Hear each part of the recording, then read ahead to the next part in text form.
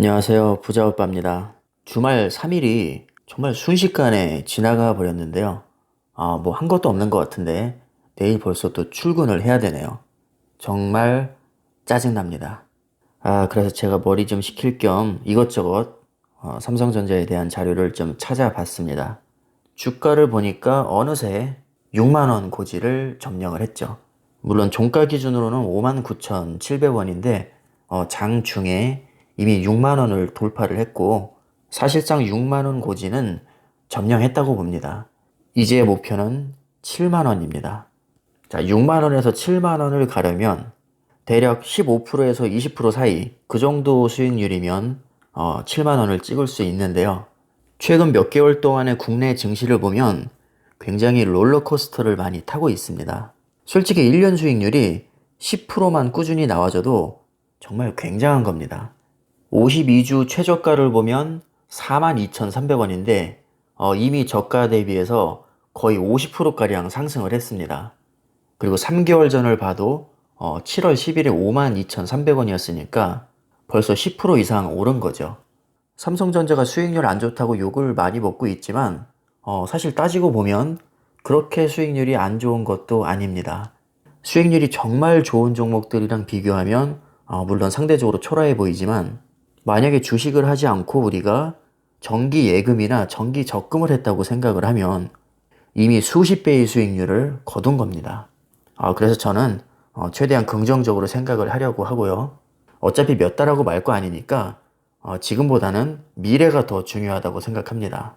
자, 그럼 7만 원을 돌파하기 위해서는 반드시 좋은 실적이 뒷받침이 되어야 되는데 과연 얼마나 가능성이 있는지 제가 좀 기사를 보면서 말씀을 드리겠습니다. 불과 며칠 전에 있었던 3분기 실적 다들 아시죠? 어닝 서프라이즈가 나왔습니다. 매출은 역대 최고치인 66조, 그리고 영업이익은 12조 3천억이 나왔습니다. 자, 물론 확정된 건 아니지만 오차는 그렇게 크지 않을 거라고 보고요. 영업이익이 10조가 넘은 것도 거의 2년 만에 처음이죠. 물론 실적 발표 당일날 주가가 하락하긴 했지만 어느 정도 선반영이 됐다고 보고요. 그리고 주가가 당장 안 올랐다고 해도 돈을 많이 버는 것은 무조건 호재입니다. 왜냐하면 그 돈이 어차피 재투자가 되기 때문이죠. 역으로 생각하면 미래에 정말 크게 오를 거라고 믿는다면 오히려 주가는 천천히 상승하는 게 더 좋습니다. 이렇게 에너지를 응축했다가 나중에 한 번에 폭발하게 되면 수익률은 더 극대화될 수 있습니다. 3분기 실적 발표된 지가 불과 며칠 되지 않았는데 벌써 4분기 실적도 예측이 되고 있습니다. 편차가 좀 크긴 한데 제가 보니까 대략 9조에서 크게는 12조까지도 예상을 합니다. 분기별 실적을 보면 지속적으로 내리막길을 걷다가 확실히 2020년 2분기 들어서 반등을 하고 있습니다. 매출보다는 영업이익의 반등폭이 더 크죠. 자, 이것은 훨씬 더 좋은 현상입니다. 저는 매출보다 영업이익이 더 중요하다고 생각을 하는데 미국의 잘 나가는 기업들을 보면 적게는 20%에서 많게는 40% 이상까지 아주 다양한데요. 삼성전자의 영업이익률은 보통 10%대에 그치고 있습니다. 자, 물론 반도체만 놓고 봤을 때는 그래도 꽤 괜찮게 나오는데 아무래도 여러 가지 사업을 하고 있다 보니까 종합적으로 봤을 때는 20%를 거의 못 넘기고 있습니다. 제가 삼성전자의 미래를 밝게 보는 이유 중에 하나가 앞으로는 분명히 영업이익률도 높아질 것으로 저는 예상을 하기 때문입니다. 가전이나 디스플레이는 일단은 매출도 그렇고 영업이익률도 크게 기대하기에는 조금 무리가 있고요. 제가 기대하는 것은 반도체입니다. 현재 주력은 사실 메모리 반도체인데 메모리 반도체도 슈퍼 호황기 때는 거의 60%의 영업이익률이 나왔습니다. 그러나 지금은 하향 추세에 있기 때문에 20%대를 간신히 유지를 하고 있죠. 그래서 더 기대가 되는 겁니다. 주력인 메모리 반도체가 지속적으로 하락을 했기 때문에 이제는 저는 반등 시점이 왔다고 생각이 들고요. 그리고 삼성이 가장 많은 공을 들이고 있는 파운드리에서 연이어 대형 수주를 따내면서 발판을 아주 튼튼하게 다져 나가고 있습니다. 아직은 눈에 띄는 성과가 나오지 않고 있어서 주가에 거의 반영이 되지 않았다고 보는데 이게 정말 히든 카드입니다. 저는 파운드리에서 10년을 내다보고 삼성전자에 투자를 하고 있습니다. 왜냐하면 이 파운드리 특성상 단기간에 절대로 좋은 성과가 나올 수가 없기 때문입니다. 파운드리라는 것은 쉽게 생각하시면 반도체 설계를 한 회사로부터 설계도를 받아서 반도체를 만들어주는 사업이라고 생각하시면 됩니다. 자, 그런데 우리가 무슨 포토샵 수정하듯이 간단하게 하는 게 아니라 설계 단계부터 이 파운드리와 팹리스 업체 간의 협력이 이루어져야 합니다. 그 기간을 보통 3년을 잡더라고요. 이게 무슨 얘기냐면 새로운 고객을 확보하기 위해서는 최소한 3년의 시간이 필요하다는 얘기입니다. 자, 게다가 공장도 계속 늘려나가야 되고 반도체 장비도 들여와야 됩니다. 공장 짓는 데만도 2, 3년이 걸립니다. 점유율을 늘리고 고객을 확보하기 위해서는 거의 3년에서 5년의 시간이 걸린다는 얘기인데, 자, 이런 이유로 아무리 천문학적인 돈을 때려박아도 충분한 시간이 필요합니다. 그래서 저는 느긋하게 생각을 하고 있는 거고요. 실적이 좋게 나왔음에도 삼성전자의 주가가 크게 오르지 않는 이유는 뭔가 강력한 한 방이 부족하기 때문입니다. 그 부족한 한 방을 메워줄 수 있는 가장 강력한 후보가 바로 파운드리인데, 그 파운드리는 너무나도 많은 시간을 요구하는 그런 사업 분야입니다. 자, 그래서 삼성전자에 장기 투자하시는 분들은 이것을 아시고 느긋한 마음으로 투자를 하시는 게 저는 좋을 것 같다는 생각이 듭니다. 물론 주식은 선반영이 되는 특성이 있죠. 자, 하지만 선반영 되기에는 리스크가 너무 크기 때문에 아직까지는 파운드리에서 선반영이 저는 거의 안 됐다고 봅니다. 자, 그럴 수밖에 없는 이유가 현재 세계 1위는 대만의 TSMC라는 기업인데 얘네가 파워가 너무 셉니다. 지금 TSMC가 계속해서 사상 최대치 기록을 갈아치우고 있는 상황입니다. 주가도 많이 뛰었습니다. 얘네는 주가의 반응이 비교적 빨리 오는 편인데 그럴 수밖에 없는 이유가 얘네들은 파운드리에 올인하는 애들입니다. 다른 사업은 일체 하지 않습니다. 이미 세계 1위 자리를 굳건히 지키고 있기 때문에 딱히 위험 요소도 없습니다. 수익은 계속해서 잘 나오고 있고 연일 사상 최대치 갈아치우고 있고 영업이익률도 40%가 넘고 4차 산업혁명으로 인해서 반도체 수요량은 계속해서 늘어날 것이고 애플을 최대 고객으로 두고 있고 가동률도 거의 100%에 가까울 정도로 풀가동하고 있습니다. 심지어 대형 고객이었던 화웨이와 거래가 완전히 끊겼는데도 타격이 거의 없습니다. 굳이 화웨이가 아니어도 TSMC의 고객들은 지금도 줄을 섰기 때문입니다.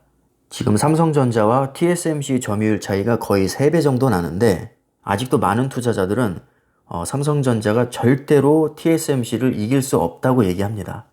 그렇게 생각하는 투자자가 많기 때문에 아직까지는 폭등각이 나오지 않고 있는 거죠. 바꿔 말하면 언젠가 삼성전자가 이제는 TSMC를 이길 수도 있겠구나, 이 정도 인식을 심어줄 정도로 성장을 한다면 아마도 그때쯤이면 주가는 오를 겁니다. 그래서 미래에 대한 확신이 있다면 이럴 때 주워 담아놓는 것이 당연히 수익을 극대화할 수 있겠죠. 자, 하지만 그만큼 리스크도 동반되기 때문에 각자 신중하게 선택하셔야 합니다. 분명히 삼성이 망하지 않는 이상 7만 원은 갈 겁니다. 그게 언제이냐가 문제인데 2020년 2분기를 기점으로 지금 상승세를 타고 있으니까 의외로 그 시점이 빨리 올 수도 있다는 생각이 듭니다. 지금 4분기 실적도 10조 정도가 예상이 되고 있고 메모리 반도체 가격은 이미 하락 추세에 있기 때문에 언젠가는 반등이 분명히 나와줍니다. 그 반등이 나오는 시점에 파운드리 성과가 어느 정도 가시적으로 나오게 되면 주가는 반등한다고 봅니다. 그리고 삼성전자 하면 빼놓을 수 없는 게 스마트폰이죠.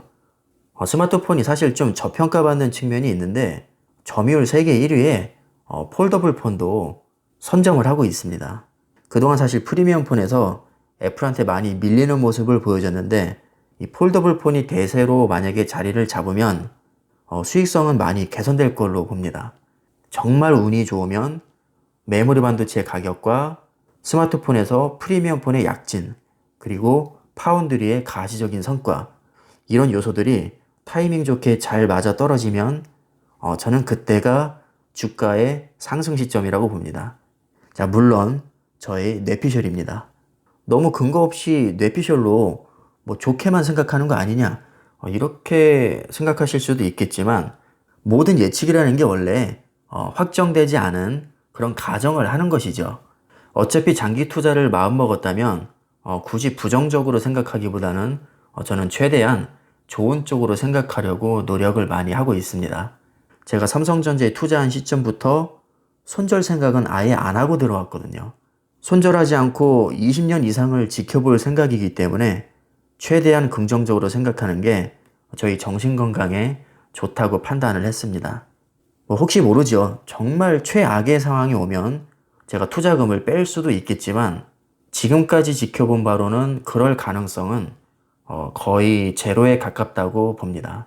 혹시 삼성전자가 너무 더디게 올라서 마음이 답답하신 분들은 저는 개인적으로 미국 주식과 병행하실 것을 추천드립니다. 제가 그렇게 해보니까 훨씬 낫더라고요. 어떤 느낌이냐면 삼성전자는 한참 후에 폭발할 것 같은 느낌이라면, 미국 주식은 꾸준하게 우상향하는 그런 느낌입니다. 묘하게 서로 궁합이 잘 맞는 조합이에요.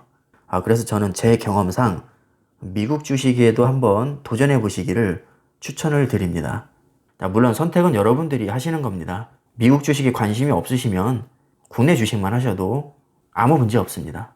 저는 확실히 장기 투자 체질이긴 한데 삼성전자는 살짝 노잼입니다. 너무 안정적이고 변동폭이 적어서 살짝 심심한 감이 있습니다. 그것을 미국 주식이 잘 메워주더라고요. 저의 경우는 그랬는데 여러분들이 어떻게 생각하실지는 모르겠습니다.